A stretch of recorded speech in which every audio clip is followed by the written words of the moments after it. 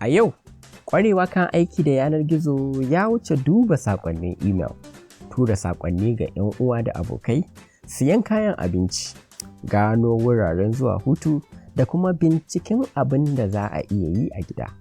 Domin kuwa, duniyar yanar gizo ta kasance wani ɓangare na rayuwarmu ta yau da kullum.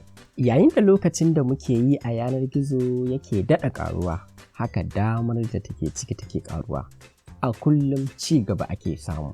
Madalla da masu ƙirƙiro da darussa daban-daban, 'yan kasuwa da kuma masu ƙera manhajoji waɗanda kullum suke fito mana da sabbin hanyoyin amfani da yanar gizo da suke taimaka mana wajen yin kasuwanci, samun ilimi, sada zumunta da dai sauransu. Shin kana son ka inganta kasuwancinka ne? Ko kuma ma ka inganta na wani? Yanzu ne lokacin da ya kamata ka koyi yadda za ka yi don kar a barka a baya.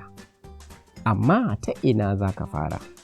A nan za ka fara, domin kuwa garejin Google ya tanadar maka da hanyoyi masu sauƙi da za ka ƙware kan kasuwanci a yanar gizo.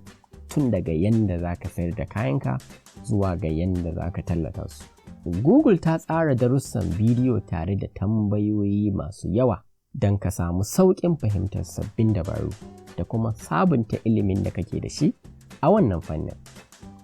Koyi yadda ake dabarun kasuwanci kan yanar gizo da kuma inganta yadda sashenka na yanar gizo ma'ana website zai kasance kan injunan bincike wato search engines.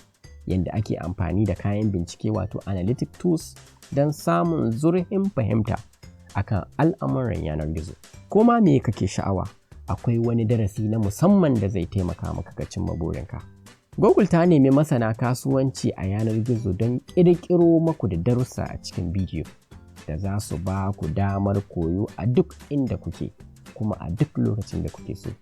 Haka kuma akwai dama ta samun certificate ma'ana takarda daga Google haɗin gwiwa da ofishin talla na ƙasa da ƙasa idan ka kammala duka darussanka.